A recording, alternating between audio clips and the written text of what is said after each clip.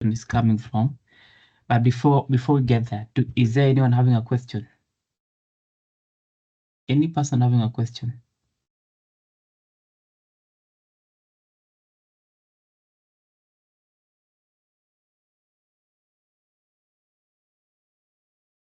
Okay, nobody. So this is the law of the dead. This is the law of the dead. So the law of the dead is relatable, and that this is the only act of parliament that will come in place when somebody dies. This is the only one that will come in place when somebody dies. Okay, so at least everybody, you have an experience with death. At least you've had someone in your family, your village, your country, you've seen someone dying or you've heard somebody died. Now, even if you haven't, of course, if you're a Christian, you believe that Jesus died for you. And if you're Muslim, I don't think Muhammad died. Did he go to heaven directly without dying? I think that is the case. And now that I'm saying that, you know, if you go to, let me just say that as a side note, if you go to Israel, and specifically the city of Jerusalem, that city is divided into three. The first part of that city is for Christians, and the second part is for Muslims, and the third one is for Jews. They all worship under the same place, but they believe in different things at the same time. And that is how dynamic religion is. You know, the Israelites are not even Christians. Majority of Israelites are not even Christians. But you see the Christians that we have in Africa, they believe that they're the Israelites, you know, and they're very intolerant to other religions, and they think that the heaven is theirs. So the true Israelites are not even Christians. They don't even believe in Jesus. You know, they don't even believe in Jesus. They're the true Israelites. They're the Jews. The Jews don't believe in Jesus Christ, but the Christians do believe, and the Muslims don't believe. Don't believe in Jesus as well. So the next time you want to beat your neighbor for who is more Christian than the other, you need to remember that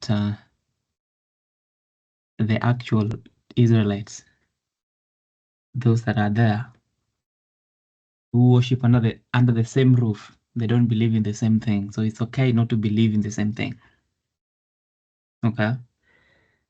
So, like I was saying, when you look at the law of succession, really, it is about the law of somebody who has died. Now, why am I saying that specifically?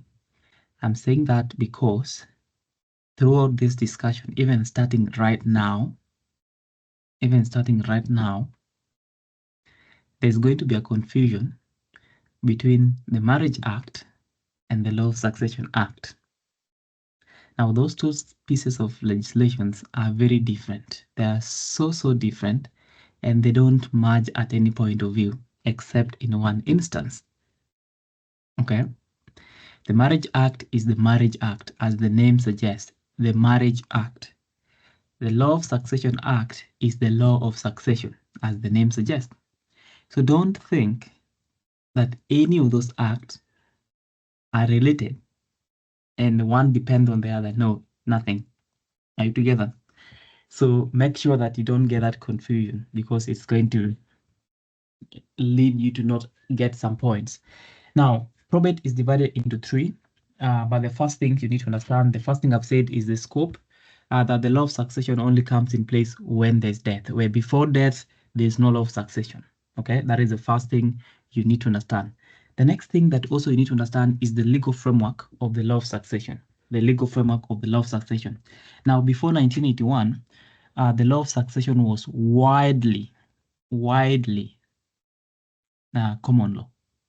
Okay, it was just common law that was applicable in the UK or in the British territories, and then it was assimilated and then brought all the way to Africa and then Kenya. So it was common law until 1981 when the Law of Succession Act was enacted. So the main Bible that is going to govern you in this unit is the Law of Succession Act together with the rules. Okay, we have the probate and administration rules that will govern how you are supposed to administer. So everything that you're going to file in court, in as far as the Law of Succession Act is concerned, then that is going to be provided for under the rules. So everything, if it is all the applications and all the pleadings are under the rules. Okay, so that is what we are saying. That is the legal framework for the law of succession, as well as the precedent setting cases. Okay, those cases that set precedents. For example, Otensai Wanjiku Yawe, of course, you know that is a very important case that has never been overturned. So it sets precedents in terms of certain matters.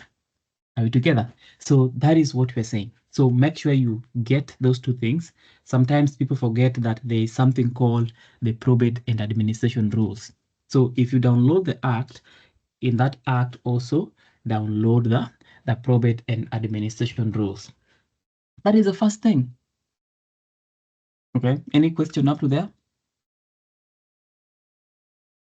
I want to be very, very slow intentionally so that we are not losing anything. We're not losing anything. Any question up to there? Are we good? I will need to employ someone to say, yes, you're fine. I don't know whether you guys know what it takes to speak alone for 2 hours and just talk and talk and talk. You feel like a mad person. So if you say, can hire, yes, you can hire me on their who is behalf, that? but Who is speaking? I can't see the person speaking. this is Seth. Yes, Seth Wafula. So you are Yes. hired. You are hired. So your work is to make sure Thank you. that you let me know if I'm audible, if everything is fine, so that I don't just speak and speak and speak and speak. All right, so let us start. Let's now kick it and see what this is about. Now, the second thing I will tell you about this one is you need to relearn. You need to unlearn and relearn. Don't be rigid. Don't be rigid. Don't be emotional. This is one way that people get so emotional about certain things, and they're very sad. They're writing exams and they're very, very sad. You know, it's just the law. Don't be sad. Don't take it at heart. Okay, be easy and allow yourself to learn and allow yourself to relearn certain things that you opinions or ideas that you might have that are not actual. All right, now let us get into the deep of it. Okay, let us get into the deep of it. The third thing I will mention, which I've already mentioned, is the relationship between the law of succession and the Marriage Act. Now, those two acts of parliament are like the Evidence Act and the Penal Code. They're not related. They might work together, but they're not related. Or the Water Act and the Evidence Act. Two related things, two related regimes. So the Marriage Act is for marriages. It deals with marriages. Okay? It deals with marriages entirely. So if you want to get married and you want to ascertain whether somebody is married, then you will open the Marriage Act. The Law of Succession Act is all about succession. Sometimes we might want to qualify marriage. So if a question of marriage comes within succession, then we will go back into the law of, the law of marriages, which is marriage. Are you together? So that is what we are saying. So don't say that the law of the Marriage Act nullified something No, that is not how acts of parliament are enacted or amended. Okay, that being said and done, let us get into now the definitions, because it is very important for you to understand who is the subject of the law of succession. The law of succession is very easy, guys. It is very, very easy, very simple. Why is it very simple? Because at all given times, the law of succession is all about distributing the property of the deceased person to the beneficiaries. Okay? So that needs you to understand the deceased person, their property, and the beneficiaries. That is all you need to understand entirely. Who the deceased person is, what is their property, and who are the beneficiaries. That is all it is about. So the first thing you need to understand are, let's start from the beneficiaries. So who are the beneficiaries within the law of succession? The first thing is that the beneficiaries can be anyone. But on top of the list of the beneficiaries, we start by defining who a wife is. Who is a wife? Okay? Who is a wife? So the law of succession defines 3 different types of women that are deemed as wives. So there are 3 categories of women that will be deemed as wives in the law of succession. Now, these women may not be necessarily wives under the Marriage Act, but for purposes of succession, they are deemed as wives. Are we together? So that is exactly what we are saying. So who is the first one? The goat wife. I normally call them that, the goat wife. So the goat wife is the one, that one, the main one, the one that is married under the Marriage Act, that is the wife of the deceased person. Okay, so the first person that is deemed, okay, the first person that is deemed as a wife in the law of succession is that woman that is married under the Marriage Act. So this woman will be coming and saying, hey, this is my marriage certificate. I was married in church. I was married under statute. I was married under the Muslim law. I was married under the Hindu law, or I was married under the Kikuyu, Kamba, or Luya customary law. That is the goat wife. She's yendo mwenye boma. So that is the first person that is deemed as a wife under the law of succession. Okay? The second person that is deemed as a wife or could be a wife under the law of succession is the person we are calling the cohabitation. Okay? Cohabitation. Now, the common law wife, who is a wife that is presumed under common law, is also a wife for purposes of succession, and not just succession. Even for purposes of actual marriage, that person will be considered as a wife. Are we together? Now, this woman, if this man and this woman were staying together in Nairobi, for instance, they met in KSL 12 years ago. They went through their studies, they got married, and not really got married, they started living together, they gave birth to kids, they opened a law firm together, they've been practicing, and then 10 years down the line, without being married, the guy dies. Okay? If the guy dies, then the law allows us to presume this lady as the common law wife, and therefore she will attain the status of being a wife. Are we together? Now, there are a lot of questions about whether cohabitation is still there or cohabitation is not there. The answer is very simple. Cohabitation can never go anywhere. Some of you here are cohabiting, even as we speak. Okay, even as we speak right now, some of you are already cohabiting. You are joining this class with your cohabitee next to you. So you cannot argue that cohabitation is not there. It is there. Okay, Cohabitation is there. There is no argument. Don't even try saying that cohabitation is not there, because cohabitation is a way of life. It is the day-to-day thing. People will still cohabit. The next question is, can cohabitation lead to a marriage, or can cohabitation lead to a presumed marriage?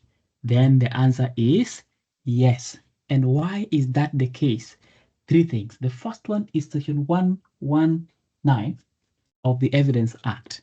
Now, the Evidence Act allows us to presume the existence of something based on the facts. Okay?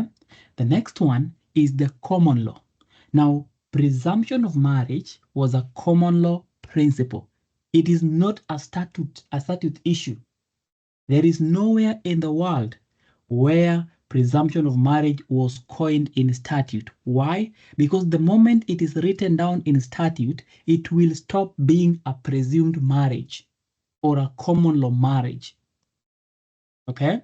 And therefore, the question that was raised during that time is whether two people living under the circumstances that I've described for you could lead to a presumption of marriage between the two of them. And the answer is very simple, that even before the coming of the Law of Succession Act and the Marriage Act that was repealed in 2014, and even the 2014 one, people were cohabiting, and cohabitation was deemed to lead to a marriage. Are you together? Now, there's one case law that still stands up today, and that case is Otensaya Wanjiku Yawe. Now, that case was a Court of Appeal case. Okay? Wanjiku Yawe was a Court of Appeal decision that came from the High Court and went to the Apex Court. And that time, the Apex Court was the Court of Appeal. Now, the Court of Appeal said, yes, based on all the legal precedents that have been set, long cohabitation can lead to presumption of marriage. Are we together? A long cohabitation can lead to presumption of marriage. Now, that court set the things that needs to be there. The first one, it should be a long cohabitation. Si siku mbili, siku tatu umepatana KSL, hata project hamja submit, mshaitana mabibi na mabwana. Si hiyo. Okay? This one must pass. It must pass the test of time. Mmekuwa KSL nyinyi wote wawili, 2 years, 3 years, mtoto ndo huyo, business imeanza, meishi pamoja, 5 years, 6 years, 7 years, 10 years, you've done life together. That is long cohabitation. Secondly, the court says that apart from long cohabitation, there must be the question of issues. Okay? In the context, when we talk about issues in the context of marriage and succession, we talk about children. So you guys had children together. Apart from children, there were investment. You made substantial capital investment. You had a business. You were doing this and that, And then lastly, that the public perceived you as man and wife. If we go to where you are staying today, we will be told that huyu ni bibia huyu. Are you together? Huyu ni bibia huyu, ama huyu ni bwanaya huyu. So the public views you as married. Are you together? So that was the test in Otensaya Wanjiku Yawe. Now, aside from that, from 2020, actually, from 2020, now the High Court started messing around that jurisprudence of cohabitation. Some saying cohabitation cannot lead to what. The Marriage Act 2014 came in place, and the question of registration of marriages, a lot of all those things until last year. So last year, the Supreme Court settled the question of Otensaya Wanjiku Yawe, or the question of presumption of marriage. And what is the first thing the Supreme Court said? The Supreme Court upheld Otensaya Wanjiku Yawe by saying that all the factors that are in Otensaya Wanjiku Yawe will still be applicable. However, the Supreme Court added other factors that must be there for there to be a presumption of marriage. So aside from long cohabitation, children, investment, and the public perception, the Supreme Court says that you too must have intended to be married. And the Supreme Court said that nowadays you can live together, but you're not married. Or you can live apart, but you are married. So the Supreme Court added that these two people must have intended to live together as man and wife. Okay? Through actions and through conduct. Number two, the Supreme Court added that they must have the capacity. Okay? They must have the capacity to get married. That during the time that you guys are cohabiting, you should not be cohabiting with someone else's wife or someone else's husband. This man that you're cohabiting with, that you're cleaning his house, no, you're leaving KSL, mbio kwa matatu na boka, unaenda kumtafutia maji. Unampikia, unamwoshea nguo, unamuita bwanako. This man should not be married to someone else. Because if this person is married to someone else, then that marriage cannot be presumed because this man did not have a capacity to get married. Are you together? So the court says that this person, the two of you must have capacity to get married. If this man is already married somewhere, or you as the lady, you're already having some marriage somewhere, then the two of you are just boyfriends and girlfriends.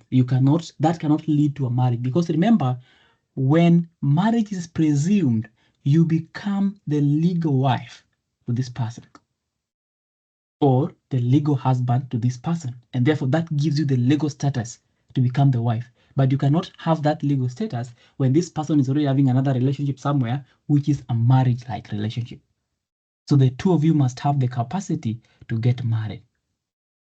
Okay, so that is an entire discussion that the Supreme Court had, and it settled the question of, is cohabitation still existing? Do we have presumption of marriage? Yes, we do. And that is a good decision from the Supreme Court. So make sure you understand that point very, very clearly. So I will share that case in the group if you guys have not seen it. But I'm very sure you guys by now you should have seen it. Okay? So don't be emotional. Okay? Don't be emotional about things by saying, oh, cohabitation now is not there. Oh, side chicks. Oh, you remember all those debates during that time. Don't be emotional. The law is the law. Okay? And when it comes to cohabitation and presumption of marriage, the law is very clear. The rule in Otensaya Wanjiku Yawe is still there.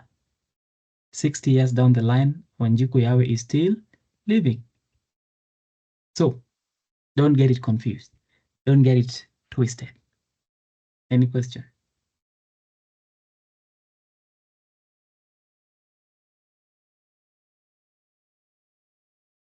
No question. Okay. So that is the first bit. So that is the second woman that will be considered. Okay, will be considered a wife. But remember that the cohabitee will not be considered a wife if there's already the first wife under the Marriage Act, which I've already said. So you cannot have two instances, the first wife and a cohabitee at the same time. No, that can't happen. Because when this man is already married, you can't cohabit and become a common law wife. You can't have both. The two systems cannot come together at the same time. I hope you're getting what I'm saying, because of the question of capacity. Lastly is the third lady, a very special one. Okay, the very special lady under section 3.5, and this is the one that makes a lot of law students very, very emotional. Eliud, what is your question? Good evening. Good evening to you too. Evening. Sorry. Hello. Yes, hello. Hello. Yes. Sorry for that. I was the discussion about cohabitation. I have a question before we move on. Yeah. In a case whereby this man has already sort of is in a maybe civil sort of marriage, or maybe, and he intends to take another wife. Yeah. Maybe this is African customary marriage, and that allows for polygamy.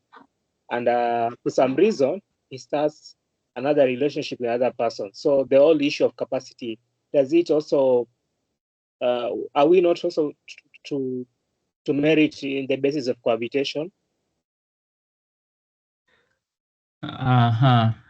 So you're saying you're married and you want to add another wife? Yeah, in the form like a potential polygamous arrangement, sort of that. So you're married under Kikuyu and you want to bring another wife under Kamba. Yeah. Yes, you can. So, that is possible because you have capacity. Okay, then is it then right to say that the issue of cohabitation extends to the whole idea of capacity if the man has the capacity to subsist in another union? You listen, you must have the capacity to have another wife. The question is, when you are cohabiting, did you have the capacity to have another wife? For instance, number one, you must be above the age of 18 anyway. So you must have the capacity to have a wife. Number two, if you are already in an existing marriage, okay? You as, let's say, Eliud, you are married. I'm not taking you out of the market. Are you married? Let's start there. Are you married? I'm not married. Just proceed. All right. So Eliud is married, but Eliud wants to add another one. So we're going to ask ourselves first, before we assume that Eliud can cohabit until this cohabitation leads to marriage, Eliud must be above the age of 18. Yes, that is tick. Number two, is Eliud married? Then the answer is yes, Eliud is married. Now, if Eliud is married, then we are going to ask ourselves, is Eliud having the capacity to have another wife if he is married? And then we are going to ask ourselves, is he married under church? If Eliud is married under church, no, Eliud cannot cohabit with another woman again.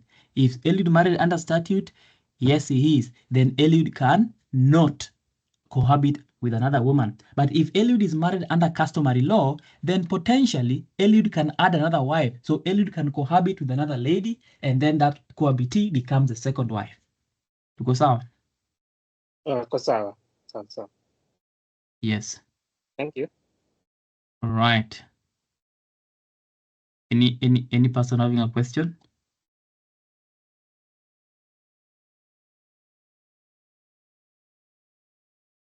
Let me see. Sorry. Tianga, Jennifer.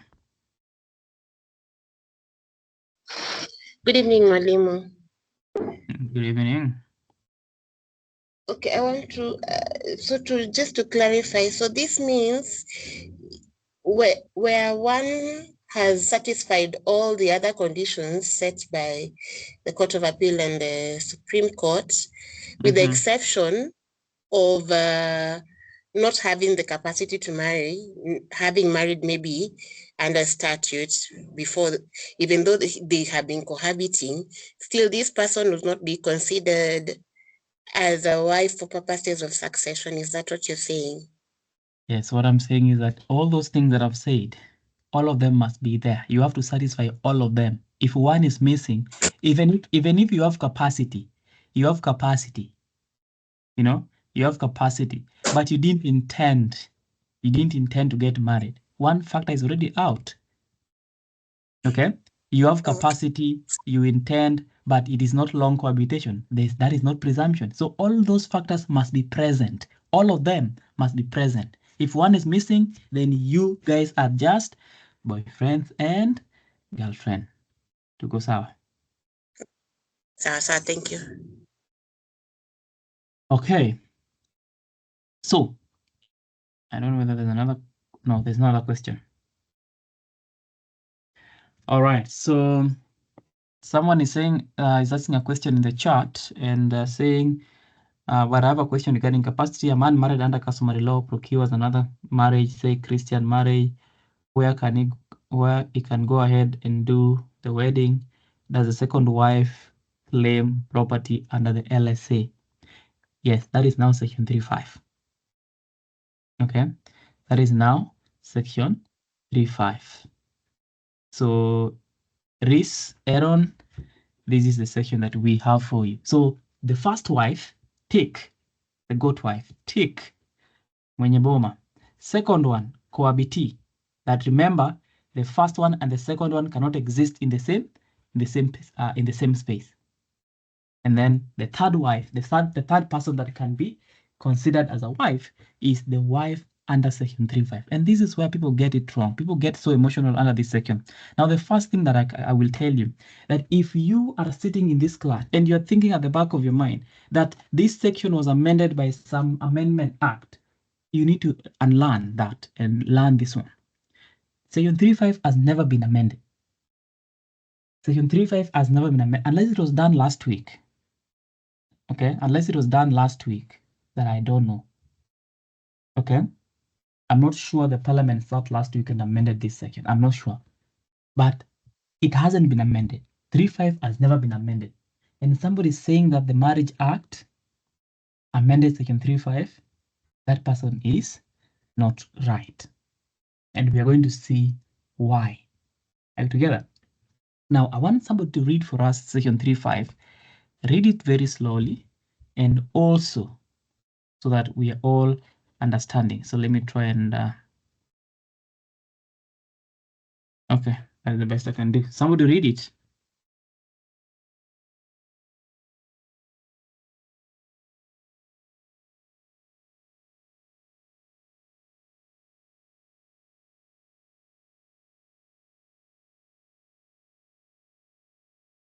Can I read?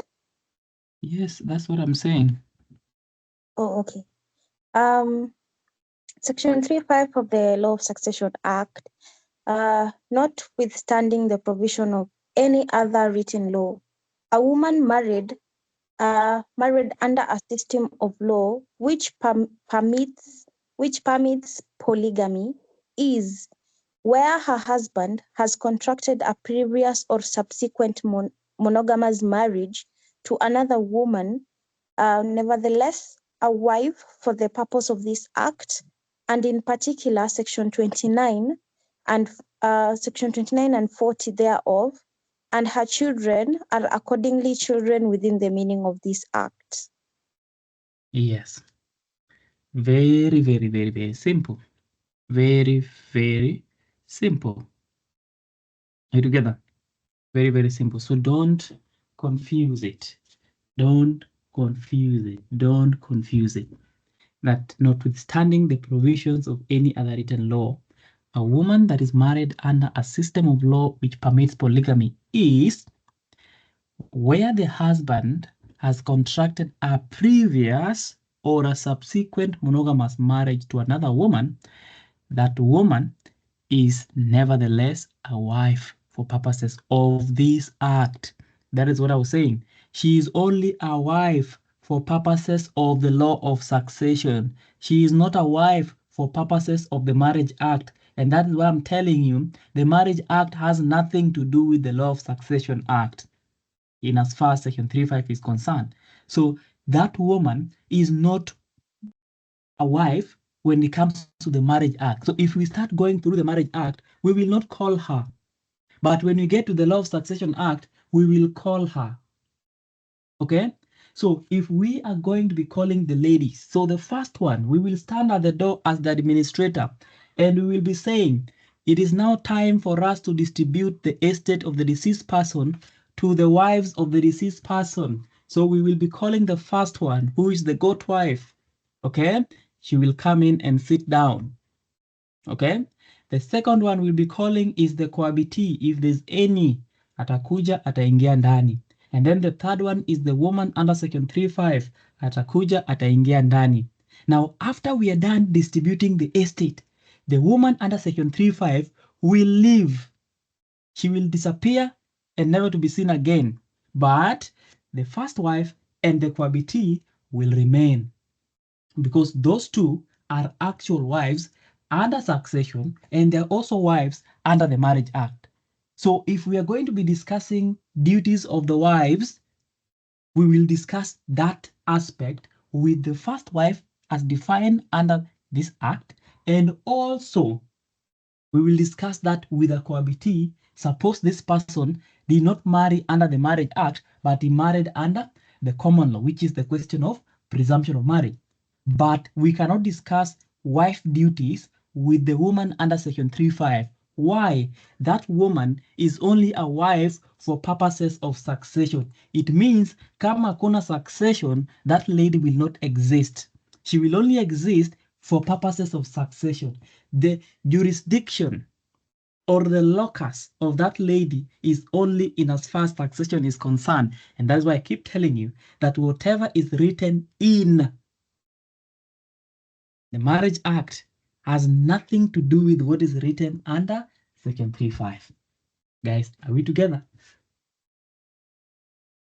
Tuko sawa? Yes, we are together. Seth Wafula, you are fired. So, we are together. So that is what it is. That is what it is. So I want you to understand first, because you cannot understand what section 3.5 is before you understand even the history of section 3.5. So let's go into the history of section 3.5. Okay? Now remember that section 3.5 is an amendment that came around 1990. That is sometime after around 10 years after the Law of Succession Act. 9 years after the Law of Succession Act. That is when the law, section 3.5 was inserted. Now, why was section 3.5 inserted? If previously, there was no section 3.5, but it was inserted for a reason. Okay? Why was it inserted? Because there used to be an offensive section in the old Marriage Act. Now, what that section was saying, that a man could not get married under two systems of law. Now, that specific section has still been carried up to today in the current Marriage Act. So in the Marriage Act of today, you will still go to that act and you'll find a provision saying nobody should marry under two systems of law. It means you can't marry under statute and marry under church. You can't marry under church at the same time under customary law, or you can't marry under statute and under the Muslim. You can't marry under two systems of law. And that developed the principle of capacity to get married. So once you get married under one system of law, you lose the capacity to get married under any other system of law. Are you together? So that specific section promoted the creation of section 3.5. Okay? The mischief under that section. Now, what used to happen? Number one, re-ogola. Okay? Number two, re-ruenji. You know those two cases. These are two cases that were established before 3.5. Okay, what were they saying? What were they saying? Now, in these cases, Riogola and Ruenji, the deceased person died. Okay, they had married under church. They came to town, Nairobi City, the city of stones. They got a job. They met new women. They married these new women again. And then they died, because somehow, men will die first. You know, somehow men die first, and it's a reality of life. You know, even biologically, men usually die first. You know, so men die. Even when you look at the marriage, the Law of Succession Act, even the way it was enacted, if you read it through, though they have started doing some amendments to it because they have realized things are changing. That act was enacted specifically for the sole reason that men will die first and men will leave their women behind with their wealth. Okay, that was the motivation. So somehow, some way, the men in these two cases died first. So when they died, there was a battle between now the wife in the village and the wife in town. So this one says, oh, I met this person late in life. Okay, we were married. I didn't know he was married in the village. The first wife will be saying, no, my dear, I'm sorry for you. I am the goat wife. And then they go to court. So when they go to court, what did the court say? The ruling and the finding in both cases were the same thing, that this man did not have, okay, both Ogola and Rwenji did not have the capacity to get married. So you, the second lady from town, we are sorry for you, but you can't get anything. Okay, you can't get anything from the estate of this person. Those are the two cases. Let us go to the one that you know, the Reuben, Nzioka, Mutua. Okay, so in this Mutua's case, you know very well what happened to Mutua.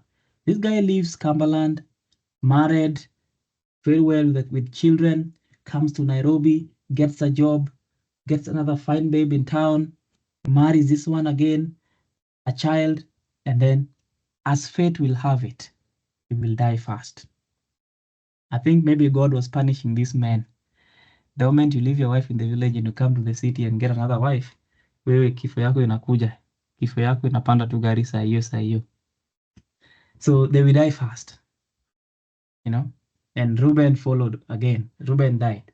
So when Reuben died, and the wife in the village came to take the body and everything that Reuben used to own in Nairobi, the second wife said, "Who are you? Do I know you?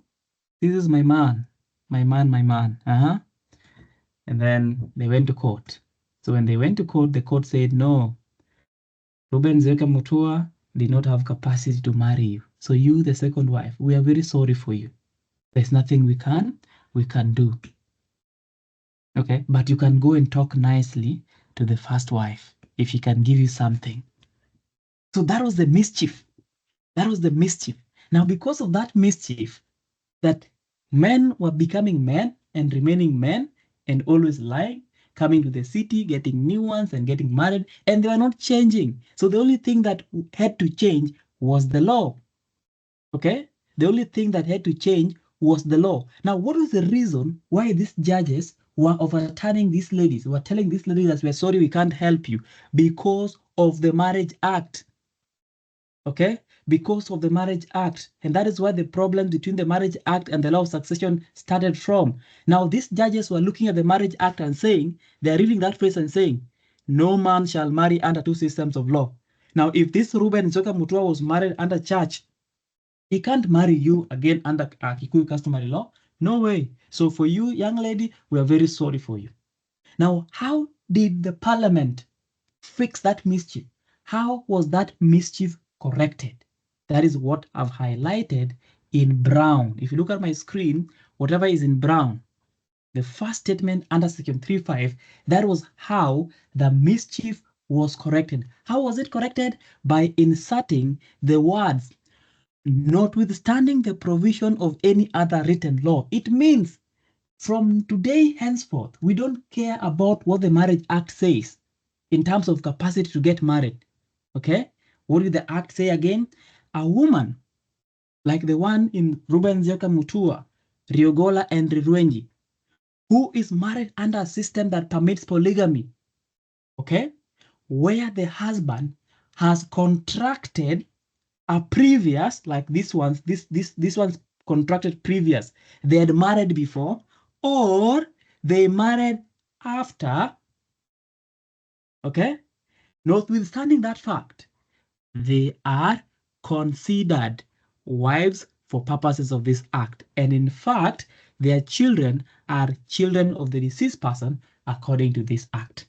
Now that sorted, okay? That sorted that mischief. And then the next case that was filed in the High Court was Irene Njeri Macharia. And what did the court do? The court upheld section 3.5 by saying Irene is a wife for purposes of succession, and the child of Irene was a child for purposes of that, for purposes of this act again within the meaning of Section 29, and everything that Njogu used to own was given to Irene's baby. Okay? So the court upheld Section 35, and ever since till date, the courts of Kenya have been upholding Section 35 by saying that if you get married as a man, you come to the city, you get a new lady, okay? You get a new lady, you start a life here, you give birth to children. Remember, whatever you leave behind, this second lady will also enjoy with your first wife in the village. But in that entire thing, I think there's only one lesson that or maybe a question that I keep asking myself. How nice were these women of those days? You know, how nice were these women of those days? Yani, your husband will live you in the village for 10 years until they get married, and you only know when they're dead. They're very nice women. We need to go back to those days. You know, we need to travel back to those days when women could stay in the village and don't disturb their husbands in town because they know their husbands are working. Nowadays, hata ukienda to town 30 minutes tu, umetoka tu kwa nyumba 30 minutes, umeenda town. DCI iko tu kwa nini yako. Women nowadays are not giving men peace. You need to learn from these women in Riogola, Rirwenji, and Irene Njeri Macharia, because we need peace. Men need peace. For us to work, we need peace. You know? And you see how the world was very nice. Just stay in the village. Tukisema we kaa ushago, kaa tu ushago na ulinde watoto. Tutarudi. Okay? So that is the thing. So from there, the courts have been upholding the ruling in Irene Njeri. So Irene Njeri Macharia overturned the decision in Ruben Zioka Mutua. So that is why Section 35 is there. It is there to seal. It is there to seal that mischief. And what is it saying?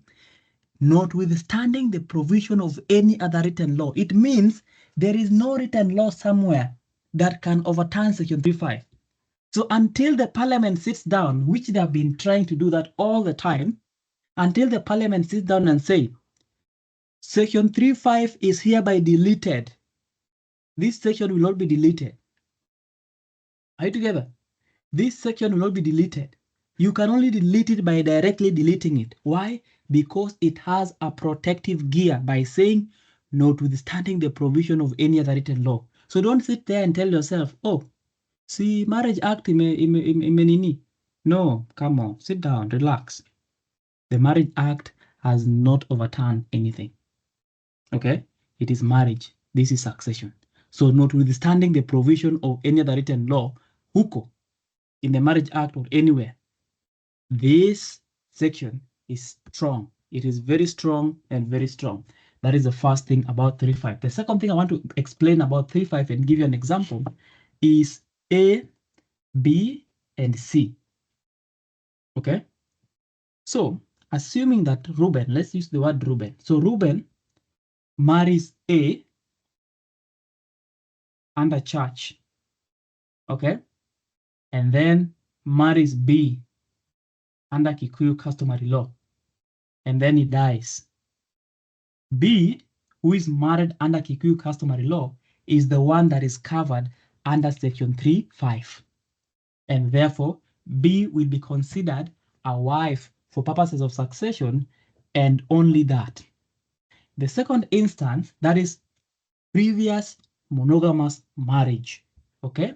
Now, the second instance is Reuben marries A, okay, under Kikuyu customary law.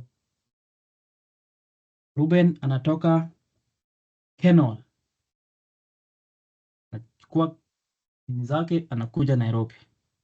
Akifika Nairobi, life of the city. Okay, then Reuben marries who? Marries B under the AG. They go to the AG and they swear the affidavit or under church. So in this instance, we are not protecting the second one. We are protecting the first one he left in the village, A. So A will be the woman under, the woman that is being protected under Section 3.5. Why? Because she is the one that is married under a system that permits polygamy. So statutory marriages and Christian marriages and church marriages, they rank higher in priority over customary marriages. So if you get married under church, if you get married at the office of the AG, that marriage will stand over the one under customary law. And that is why the law came in to protect this woman, whether this woman is the first one or she's the third one. Okay? Tunasikizana? Yes. Yes. Mwalimu. You can explain it again. All right. So who is asking? I want to use you as an example. My name is Wakiaga Stanley. Yes, Stanley. You're married? Yes, I'm married. Good.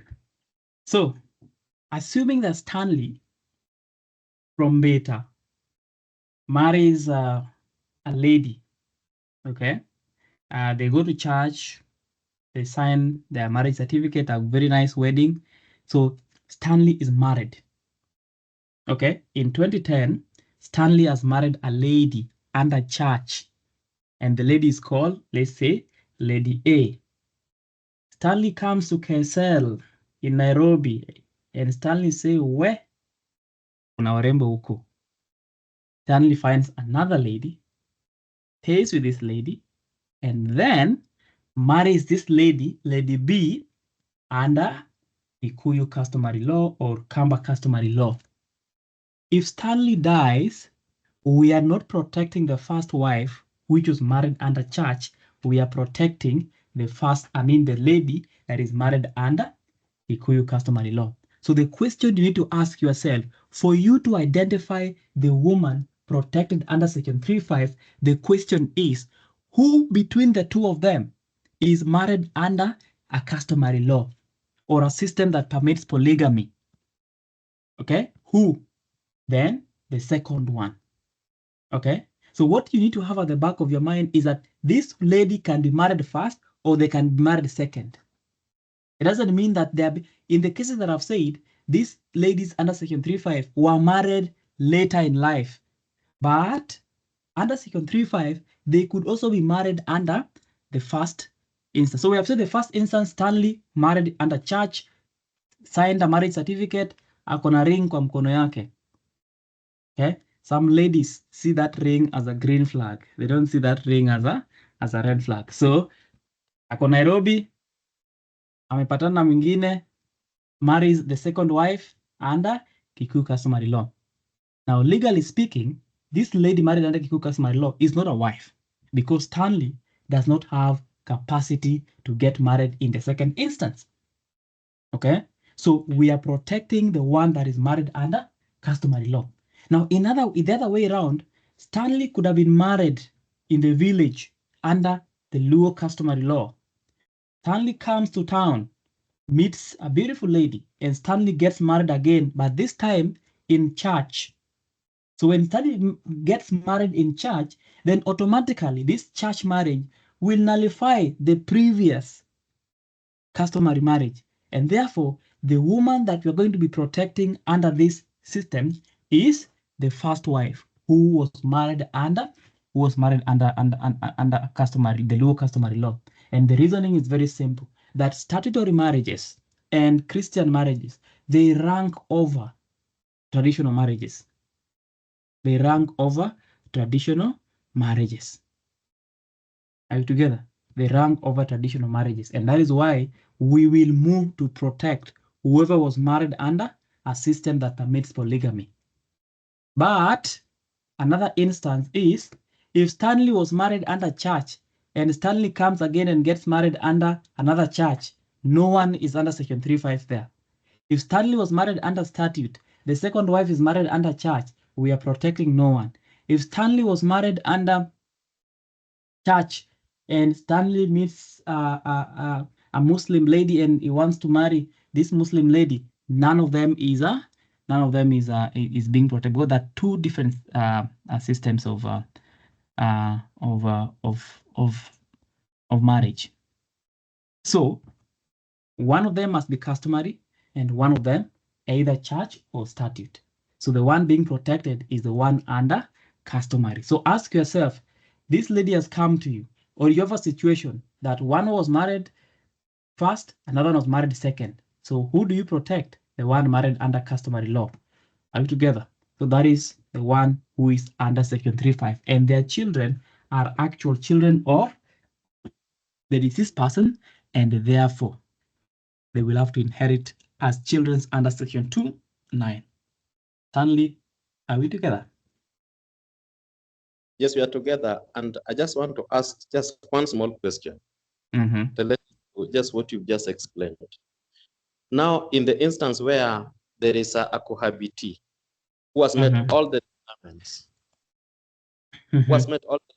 then the man moves to another town and marries under church and dies the following day. What happens in this? Then we can't throw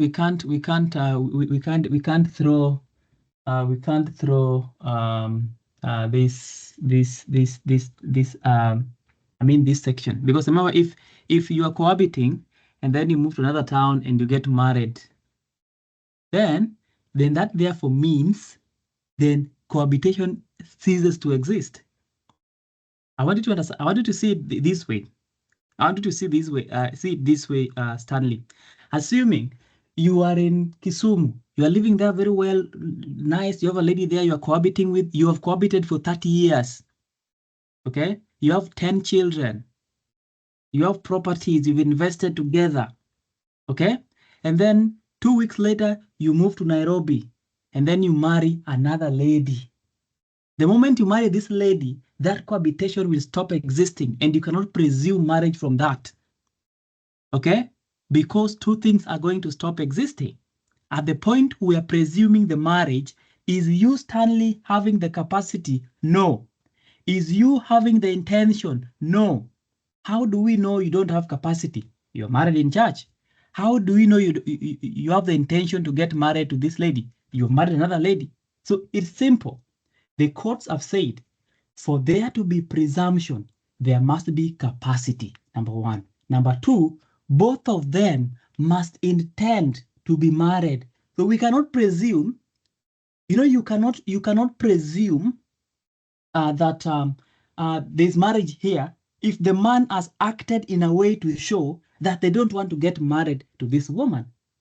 It will be different if you cohabited and you died, and therefore we have to presume. But in this case, you went to another town and got married. So essentially, you avoided this marriage. And of course, remember that the court, something I didn't mention, the court said that cohabitation is avoidable marriage. It is avoidable marriage. Okay, we can presume it, but if one party says we are not married, then you're not married, because that takes away the question of intention. Tuko sawa, Robert? Yes, tuko sawa. And what happens if the second marriage is now not in church, customary, after cohabiting for all those years and all the requirements of cohabitation are met? Then both of them are your wives. All of them are your wives. The first wife is a cohabitee, common law wife. The second wife is a Kikuyu customary law. All of them are your wives. Ni wako. Thank you. It only becomes an issue. Remember, you can cohabit with 100 women, and all of them will be your wives through cohabitation. All of them. You can cohabit with all, because remember, when you're common law, you can have as many wives under common law, because it permits you to do that. It only becomes a problem the moment you start involving church and statute.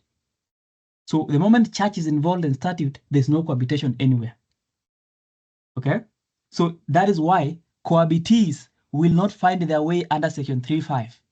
Cohabitees don't find their way under section 3.5. Nowhere. Because the moment section 3.5 comes, and I want you to see the one I've highlighted in blue. why cohabitees don't find their way under section 3.5. Whatever is highlighted under blue, where the man had contracted a previous or a subsequent monogamous marriage. So if this man already has a marriage somewhere, then they cannot be cohabitation. We cannot presume marriage from that.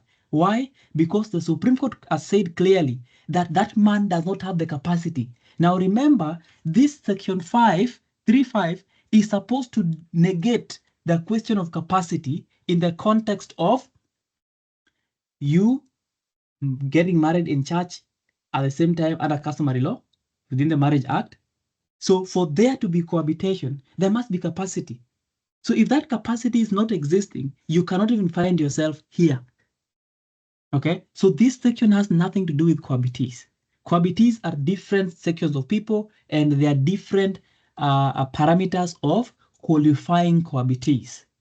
When it comes to section 3.5, we are just qualifying, these girlfriends, people that were married when this person was already married. Okay, and therefore they don't, and that is why whatever is in yellow, she's only a wife for purposes of this act. Now this section is not for cohabitees. Why? Because cohabitees are actual wives. But this section, the woman under this section is only a wife for succession only. Succession ikiisha, yeye pia ameenda, amepotea. So this section has nothing to do with cohabitees. Nothing at all. It does not protect cohabitees. It does not talk about cohabitees. No. For us to start talking about cohabitation, there must be one single thing. Okay? Which is there's a man and a woman that were staying together. Okay? Man and a woman, they were staying together and one died. And therefore we presume. Okay? But in this instance, we are saying there are two marriages existing. Okay? There are two marriages existing. So I want you to understand that bit. It's a question from Omwenga. Mara. Just wanted some clarity. So for cohabitation to exist, all the 6 requirements you mentioned has to be present. Children doesn't have to. We don't have to have children. Sometimes not everybody will be privileged to have children. Some will not have children biologically. Some of them will not want to have children. So children is not a factor.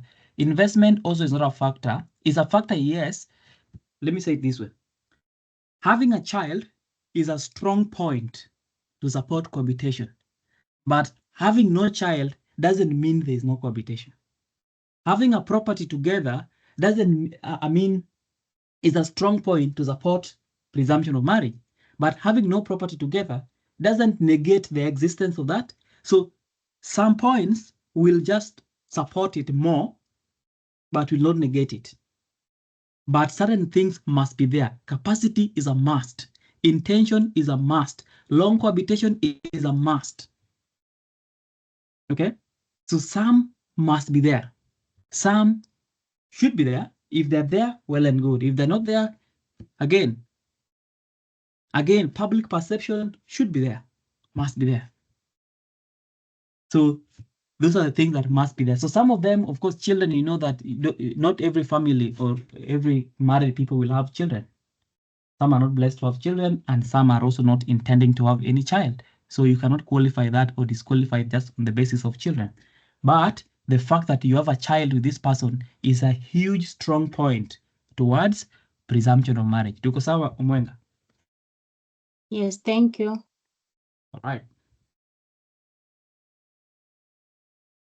And also remember that even the question of children, during 1981, or even during the common law, when Otensawa Njiku Yawe was enacted, things were different. The world has changed nowadays. In those days, marriages were only qualified, and people will see the seriousness of a marriage if only you have children. If you don't have a child, even your parents will be saying, my friend, look for another one.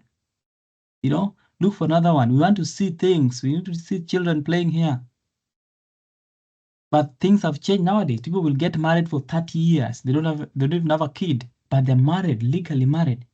So we have moved from that age in time where children was used as a qualifying factor of people that are married. Nowadays, things are different. We are looking for other things like intention. Living together doesn't mean that you guys are married. There must be intention to get married, capacity, and all those things. Okay, so that is the discussion around the women in the wives. Husbands are not disputed. Husbands are not disputed. That's why we don't have the man under section 3.5. We don't have the man. Maybe with time, 30 years, the people that 50 years later, people will be still doing this course in the next 50 years. Maybe the act will be amended and you'll have now the man under section 3.5. This is the man who has been cheated. This is the man who has been cheated and he thought he was the only man. Kumbe he has a co-husband somewhere. So things will change. Like there are things you never say never. You know, never say never. If you leave this world and you come back, you will find very funny things in the law. You're like, what happened here? Yes, you'll find women now are the ones, they delete 3.5. Now they have the woman and the man under, maybe the man under 3.6. Because men will be suffering. So yes, for now, we don't have that because the law does not allow, a woman to get married to two men. You can't get married to two men. But of course, in Nairobi, kwa ground, unajua, kwa ground vitu ni different. Vitu ni different kabisa. But legally speaking, a lady should not get married to two men. Traditionally, biblically, it doesn't make sense at all. Okay, but like I've said, things are changing. There's certain things we have in the law right now that could not even be dreamt of in 1981. Okay, in 1981, that things have changed. Okay, so that is that. So the second one is a child. Who is a child? There are three people again that are considered children. There are three people that are considered children under the law of succession. The first one is the biological child. Biological child. Okay, the biological child of the deceased person, so long as they are born alive. Okay, the biological children of the deceased person, that child is a child of the deceased person. So essentially, before I jump to children, what I meant to say that if you read a question and somebody has come to your office and they're claiming that they're married, they're entitled to the deceased person's estate because they're wives, you have to take them through this stage and ask them, my dear, your wife as how? Are you the goat wife? You'll be saying, no, I'm not. Okay, fine. Were you cohabiting? No, I'm not. And then you take them through the third stage, which is, are you a lady under section 3.5?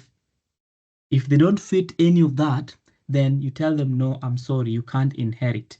So there are only three people and three instances that can give you the heart of being a wife in the law of succession. Marriage Act, which is you are married legally, and then cohabitation, presumption, and then the woman under section 3.5. Let's go to children. The first thing that if somebody comes to you and they're telling you, I am a child, because remember, in the entire paper, in the entire law of succession, what are you discussing? Who should get what? Beneficiaries, children, and wives. So the next one is biological children. They are the children of the deceased person. Bernice, you have a question?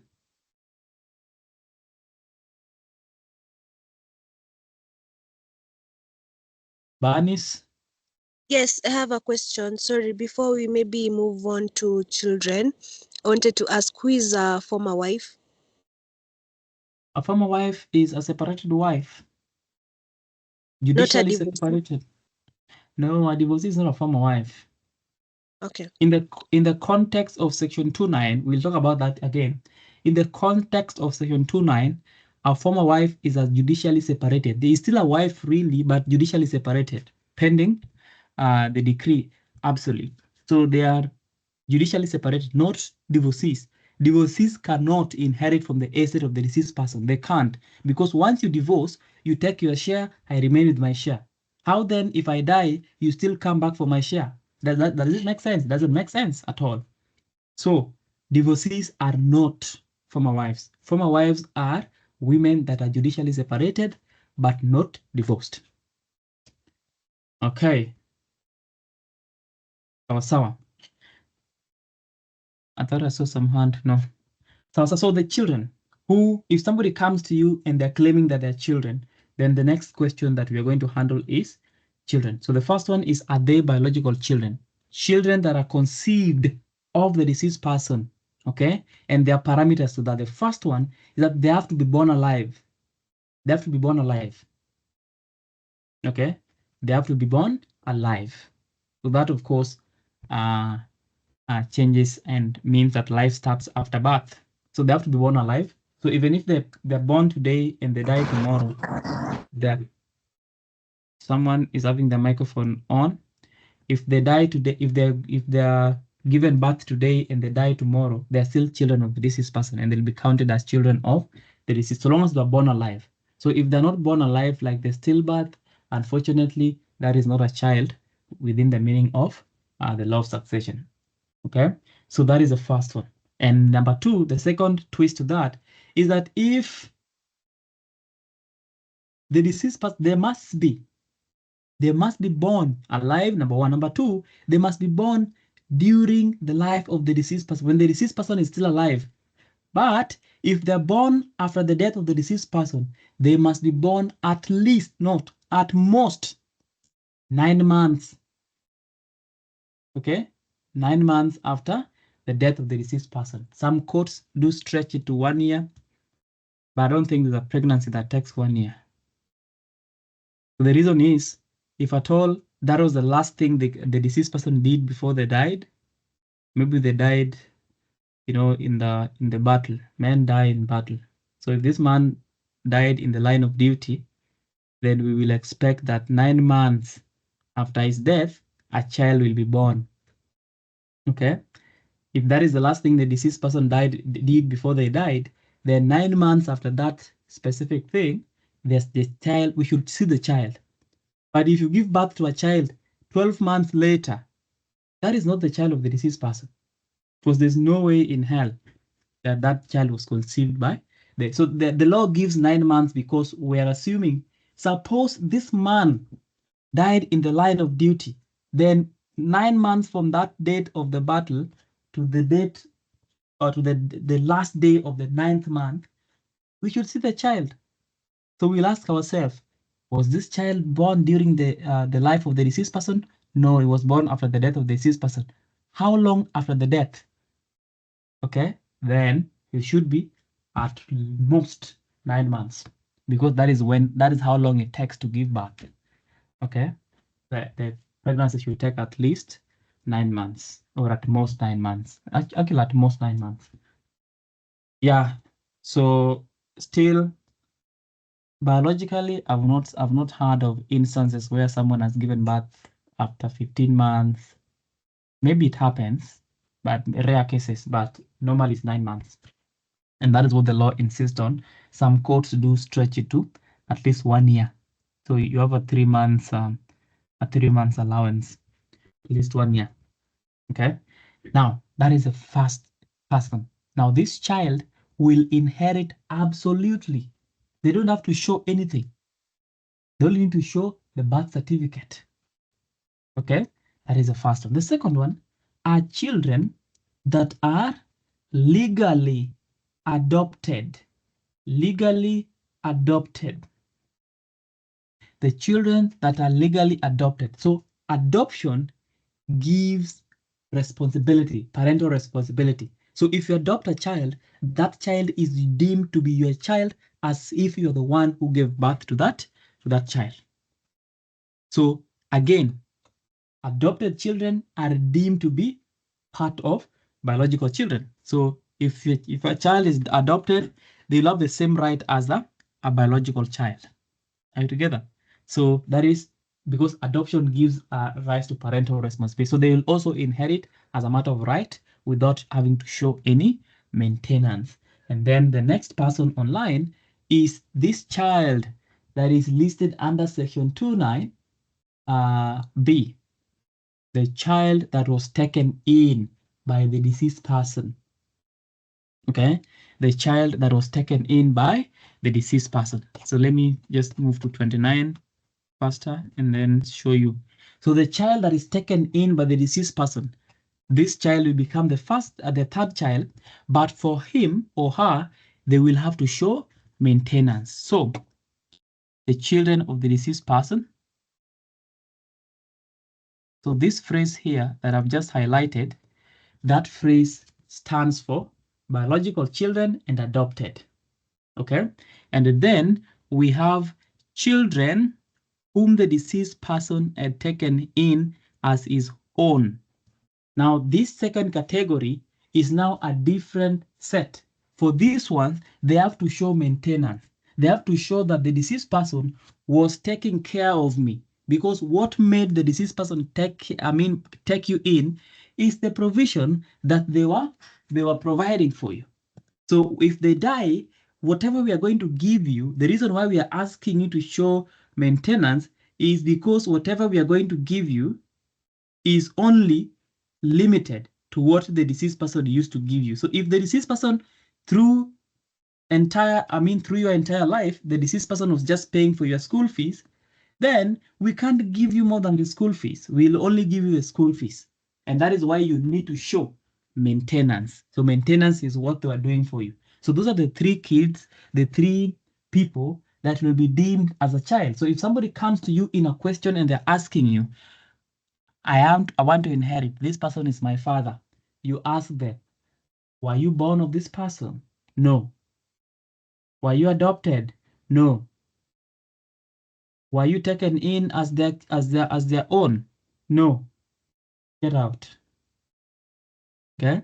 So they can't inherit if they don't fit within the three limbs. So that is the test when it comes to the question to do with children. So children must always show maintenance if they're taken in. If they're adopted or biological, they have to inherit as a matter of right. Okay? So that is the discussion on children. The next discussion is now dependents. As the screen is already showing, dependents. So dependents are divided into three. Dependents are divided into three. So who is the first dependent? The first dependent is a group of people that don't need to show maintenance. Okay? The wife or the wives. Okay? So this one, the one I've highlighted now, let me just remove this one. The one I've highlighted right now, the wife or the wives, okay, includes the three that we talked about: the goat wife, the cohabitee, or the woman under section 3.5. They are part of that. They don't have to show maintenance at all. Okay. Number two, former wife or former wives, judicially separated. So if you are judicially separated, you are going to be inheriting without showing any maintenance.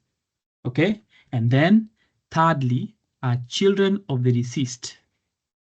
Okay, children of the deceased. And the law is very clear that whether or not they were being maintained immediately prior to the death of the deceased person. So those are the first privilege. They don't have to show maintenance. The wives, which includes the three categories, the former wives, judicially separated, and the children of the deceased person. So guys, probate questions are very long. They have a lot of stories and a lot of names. So in that story, you need to identify who, and who. Okay, who is claiming to be a wife, who is claiming to be a former wife, who is claiming to be a child, so that you don't get it confused. And then we have the second category of dependents, okay, who is the parents, step-parents, grandparents, stepchildren, children of the deceased person that were taken in, the children that the deceased person took in, brothers, sisters, half-brothers, half-sisters. these ones must show maintenance as were being maintained by the deceased person prior to the deceased person's death. So these ones must show maintenance. Are we together? They have to show maintenance. The second tier, okay? The second tier of the the dependent, they have to show maintenance, okay? And then lastly, he's a very special man.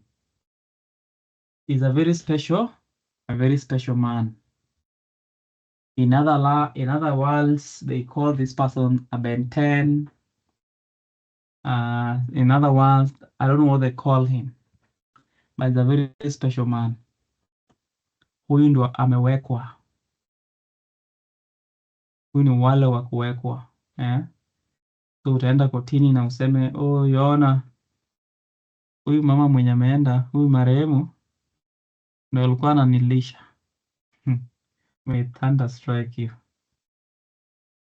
So it's the man. So this man must show maintenance, and it's very unfair because even the law is refusing to believe that this man was being maintained by the wife. So the deceased person as was being maintained, but of course the courts have said that no, this man doesn't have to show maintenance. So that aspect has been amended. You don't have to show maintenance as a man. But again, it is funny, just funny. But yes, if your wife dies, you should also get the same treatment. So this person here, let me highlight it. This person here has been given the same treatment as now the wife. So we're just waiting for the Honorable Attorney General to effect the amendment to Section 29C, which was declared unconstitutional by the High Court.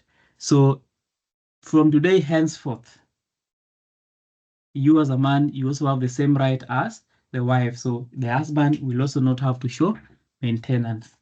But the original position is that this man was also supposed to show maintenance because the law can't believe. But anyway, now we are believing. Sawa. So that is dependence. So unless there's a will, guys, unless there is a will, the beneficiaries will only be these people.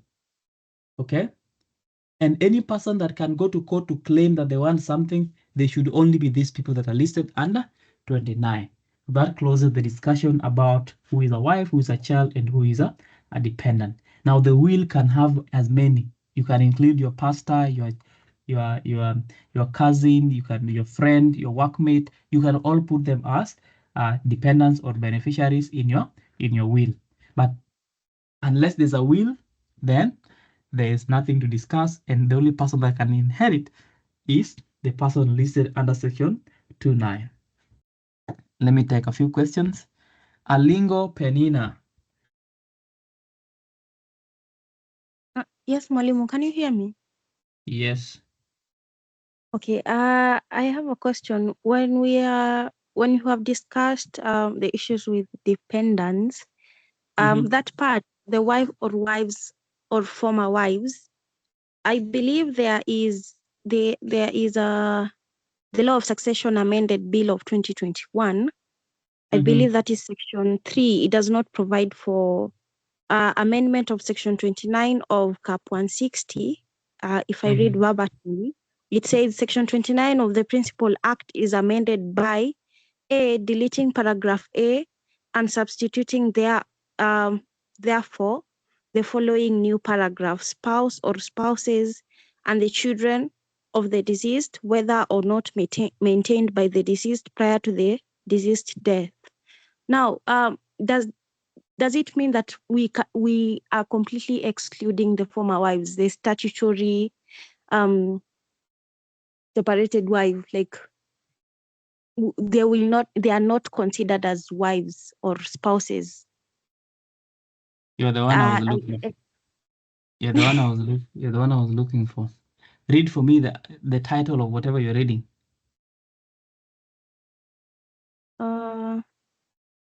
On the very top. title, On the very top. special issue, Kenya Gazette Supplement number 35, Senate Bill number 15. It's a Senate bill. Kenya Gazette Supplement, Senate Bill 2021, Nairobi, 12th of March 2021. Yes, yeah. just end it there. Yeah, the one I was looking for. Yes. So that is a bill. That is not an act. It's not an amendment. So like I've told you, and maybe I didn't explain, let me explain it. In 2021 of November, the parliament through the sponsor was Opondo Kaluma, who is the MP of Homa Bay. Is a man that has serious appetite and libido problems. There's a lot of women, a lot of children out of wedlock. So he was trying to cover his tracks by amending the Law of Succession Act as well.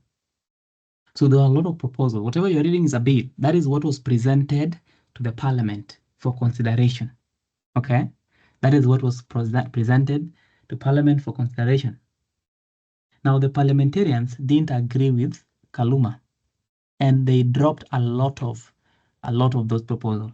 And the only thing that made it to the Nisprit, that is the house on the hill, the State House, for signing, was amendment to Section 3, which is now reading the question of the spouse or spouses as per the Marriage Act. So it did not amend Section 29. 29 was not amended, but originally 29 was supposed to be amended. 3.5 was to be amended. 3 was to be amended, but it didn't go through. So when the law was signed, when the act, if you download the marriage, the Law of Succession Amendment Act of 2021, you'll realize that only one thing was amended. All other proposals were dropped, and then whatever was signed by President Uhuru Kenyatta is not what is in the bill. It is what was the only one thing that was presented to him for signature. So yes, discard that bill and get the act. So only one thing was amended, and that is why I was telling. And remember, there's a lot of debate around that amendment. There's a lot of debate. Maybe you are still in campus, but there's a lot of debate in terms of, even the media, people were very happy saying, now side chicks have been locked. Side chicks are very powerful. If there's a powerful revolution that cannot even be locked down by the law, is the side chick organization. It is very strong. You can't lock it down. They're very, very powerful. So yes, and you remember that even the headlines used to read, now side chicks have been exempted. My friend, side chicks are very powerful than the KDF. So they are still strong and standing strong years later. So that is a bill. That is what was presented for consideration, but it was never signed into law. Tuko sawa? Yes, Mwalimu, thank you. Right. Robert Stanley Okiaga. Well, Mwalimu, I'm only reminding you of a statement you started with, but you did not complete. You started by saying that probate is divided into 3 parts, but you did not go ahead to tell us the 3 parts. Tested, intested, and grants. I would still have mentioned it later. So tested, intested, and grants.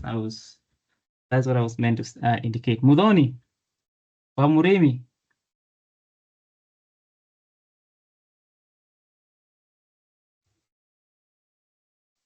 My question is, what would be the recourse of the divorced wife if she had not applied for matrimonial property? Yeah, for division of matrimonial property. Then how do you not apply for matrimonial property? But anyway, so if you are a divorced wife, normally a decree will come in place. The moment somebody gets divorced, then you activate the Matrimonial Properties Act, and then now we start distributing the distributing the the estate. So anything that is a matrimonial property will be distributed according to the law of the Matrimonial Properties Act. And that therefore means before we distribute what belongs to you as Muthoni Murimi to your beneficiaries, we have to give your divorced wife a share of the matrimonial property. So whatever remains is what we will distribute. So you can't distribute before you pay off. Remember that this is a debt of the estate that must be paid. Okay? You only distribute the net estate. So the net estate is the estate of Murimi or Muthoni minus the debt that is owed to the divorced wife, and then whatever remains to appear beneficiaries. But normally by the time the divorce 1 week, hey, hawa watu wezi wachelewesha eti 1 week after divorce ushawapea mali yao wameenda haraka haraka sana. So yes, so anything that is owed to a divorced wife is not part of the estate. So it's not part of the estate. So you have to first remove it, and then whatever remains is what you are sharing. Tuko sawa? Tuko sawa. All right, Stanley, you have a final question? No, Mwalimu, it's only that I didn't lower my hand. All right, sawa. So that is a question to do with dependents. That is dependent, that is children, that is wives, and everything else.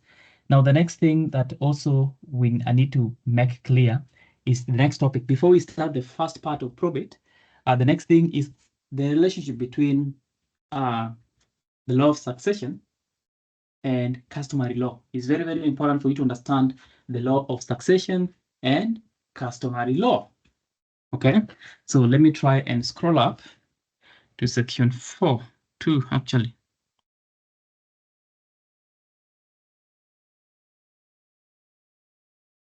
So you also need to understand at what point is the customary law coming in, and at what point is the law of succession coming in. Are you together?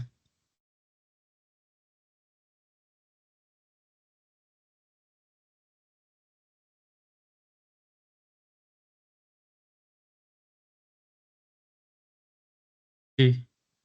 There's an employee of mine that I hired to be telling me whether we are together. You are fired twice. I will now sue you. Okay, so you can see the screen. You can see the screen. I don't know where he went to. Maybe he has slept. Unajua vile kazi kupata ni ngumu. Nakupea kazi na unalala kwa kazi. The estate of a person dying before the commencement of this act are subject to the written laws and customs applying to the date of death, but nevertheless the administration of their estate shall be commenced or proceeded so fast as possible with this act. So what is the meaning of what I've just read? So remember, this act commenced in 1981. So if the person died before 1981, we don't apply, okay? We don't apply the law of succession in distributing the estate, but we apply the law of succession in the administration. I don't know whether you guys are understanding that. So the first one is the estate of a person that died before 1981. So if you die before 1981, the distribution of your estate will be subject to your customs. So whatever your customs are saying, if your customs are saying that women will not inherit motor vehicles, we can't give a motor vehicle to the lady. Okay? We can't give the motor vehicle to the lady because that is what the custom is saying. However, we will still use the law of succession for purposes of administration. So what is administration? We will apply for a grant as per the act. We will apply for the grant. We will do all processes and procedures according to the act. But when it comes now to the actual distribution of the estate, we shall ask ourselves, as we are drawing the schedule of distribution, we shall ask ourselves, okay? What is the custom saying when it comes to land? Land shall only go to the sons. We can only give land to the sons, okay? what is the law saying in terms of money in the bank? So that exactly what we're saying. So if the person died before 1981 without a will, of course, okay, without a will, then the estate shall only be distributed according to their customs, but the administration must be done according to the act. Administration simply means that you are applying for grant. You will apply for the grant using the act. I mean, still, but when it comes to the actual handling of the physical properties and the distribution, you ask the customs what they are saying. Now you need to be very careful. Rono versus Rono. You need to be very careful, very, very careful in what extent, in this extent. You will be told that somebody has come to you and they're saying that they have been exempted. They've been exempted. They are the female beneficiaries. They've been exempted from inheriting the estate of the deceased person because they're just ladies. How can you help them? Don't be emotional, please. Don't be emotional about it. Don't start saying, oh my goodness, that is very wrong. Article 27. Calm down. Okay? Calm down. First, interrogate the law. Okay? You will come to section 2 and ask yourself, when did your father die? My father died in 1980. So once you know that the father died before the commencement of the act, then you cannot outride the customs. So the customs will apply. And if the customs are saying that women will not inherit, that is what it is. Sad, but what it is. Okay? So ask yourself when the person died. And then if they died after 1981, that is when you can start qualifying it by saying, by making reference to the Constitution, non-discrimination, and the beneficiaries under Section 29, where we are saying that all beneficiaries will inherit regardless of gender. Okay, so I hope that makes sense. I hope that is clear. That is the first instance or the first point of interaction between the law of succession and the customs of the deceased person. The second one is under Section 33, actually 32. In terms of intestacy, let me just move there quickly so that we can wrap it up. And I hope you guys are formulating questions that you need to ask. So write down your questions so that we can have a question session, and then we can.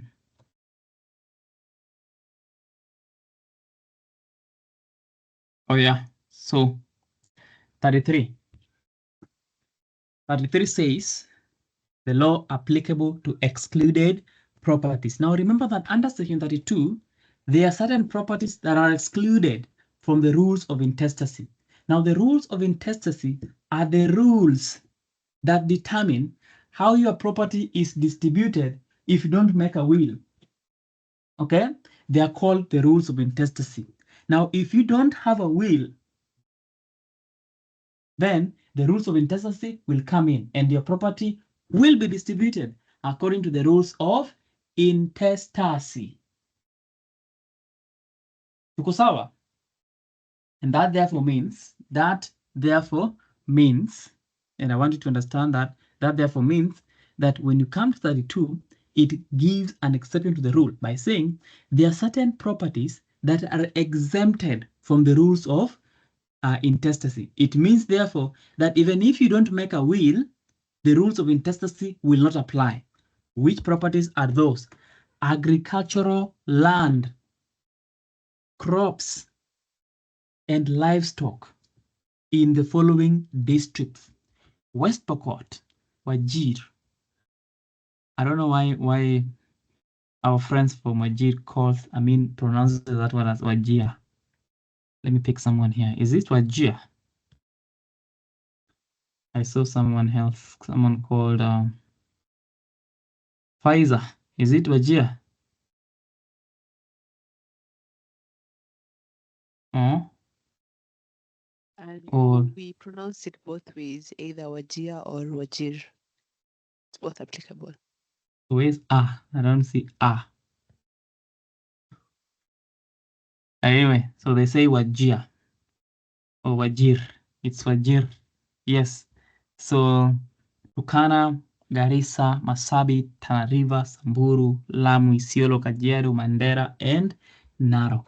So if you have agricultural land, okay, crops and livestock in these specific districts, and you don't make a will, then the law of intestacy will not apply. But under Section 33, they say the law applicable to the distribution on intestacy of the categories of property specified under Section 32 shall be the law or customs applicable to the deceased person's community or tribe, as the case may be.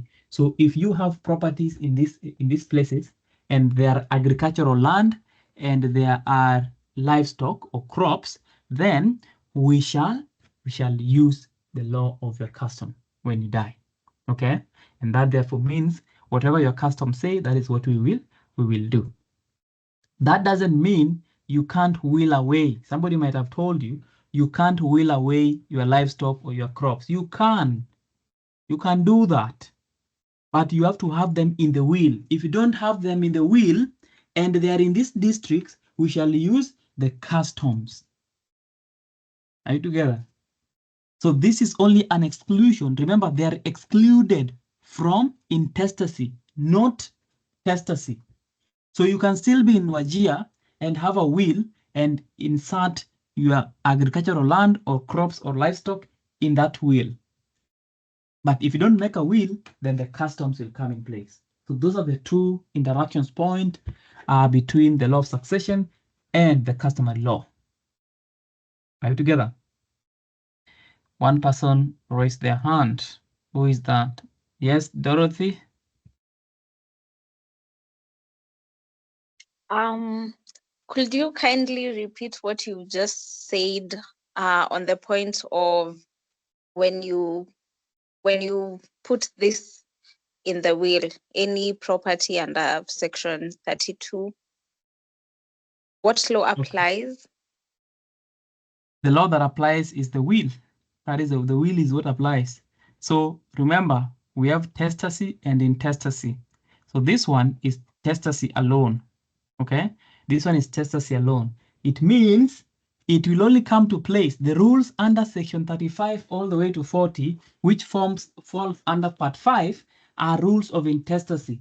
These rules only come in when there is no will. We don't have rules of the will. The will just apply as it is. Okay? But if you don't have a will, the rules of intestacy will come in, where we will tell you how to distribute your property. But if you don't have a will, and you have property like these ones that are here under 32, agricultural land, crops, and livestock in the following districts, then we will not use the law of intestacy, but we will use your customs. Okay? At the same time, it doesn't mean you can't make a will. You can make a will. So if you are in Marsabit and you have some agricultural land, make a will. If you don't like your customs, make a will and let the will be the dividing, the deciding a factor. So make a will and have your crops and your livestock in the will, and that is, you'll be safe. But if you don't make a will, and these are the properties there, and that is the district they're coming from, then you will have to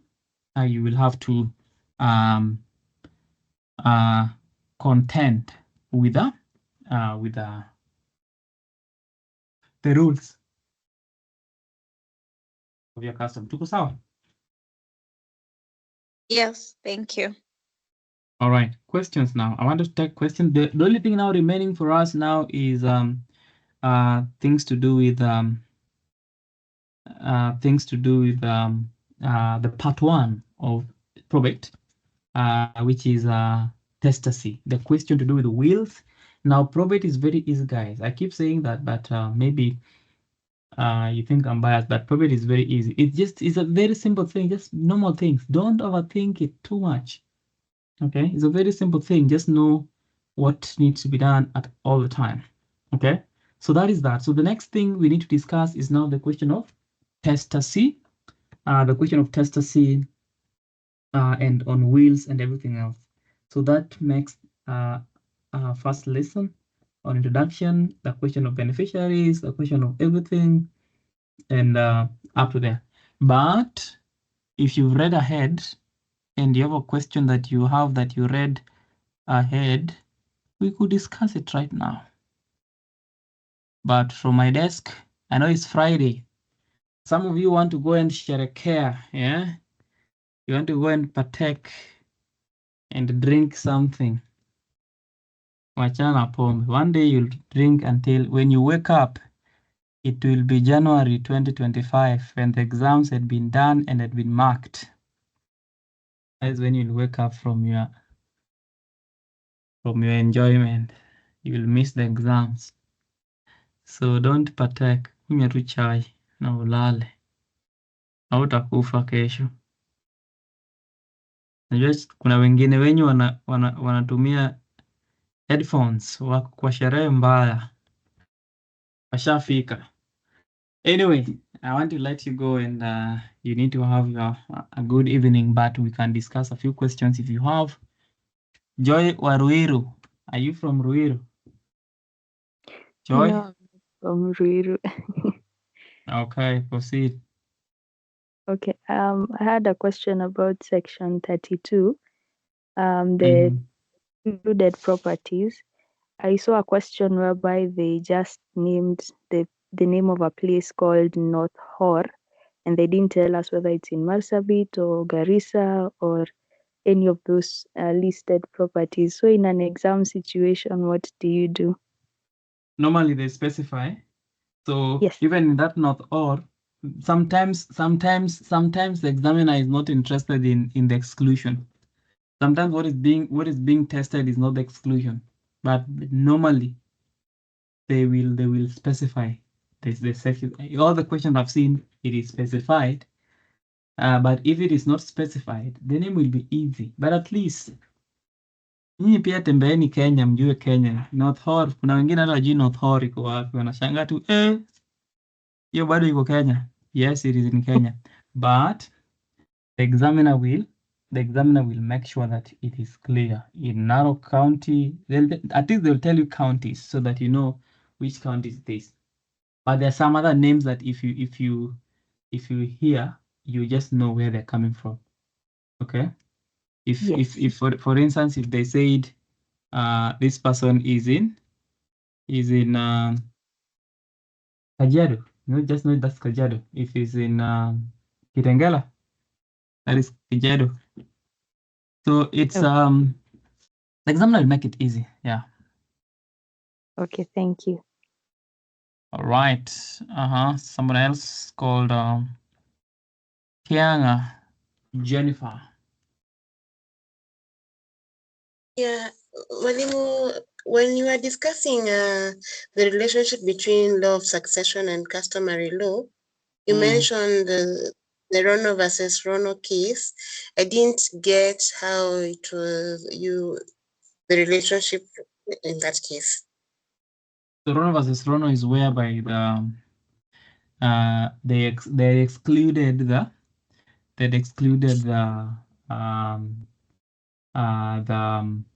the female beneficiaries, and of course in that instance it was the opposite. They said that because the law of succession does not mention the gender of the beneficiaries, and Article 27 specifies that nobody should be discriminated, and also Section 38 of the law of succession says that beneficiaries will the children of the deceased person will benefit regardless of gender, male or female.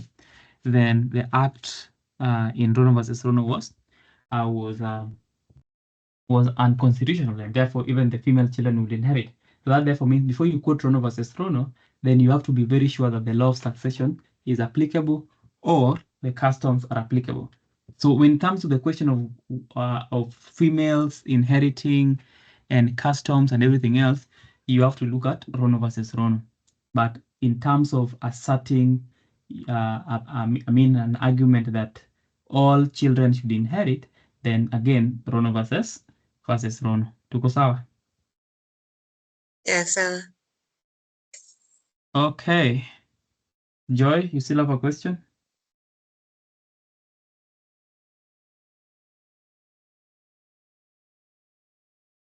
Your hand is still up. Sorry, I forgot to lower my hand. All right, it's okay. So fine, if there's no question, guys, that is it for today. Have a great night. This is the last free class. We'll not have any class tomorrow and on Sunday, but we will resume the normal classes now on Monday for 7 days a week until the last exam is done. The only day we will not have exam, the only day we will not have a class is until the last exam is done. So take your time over the weekend to organize yourself, and we resume on Monday to pick it up on a serious scale and see how much work we can cover within the time. So I've stopped the recording and I will share the recording in the chat, but you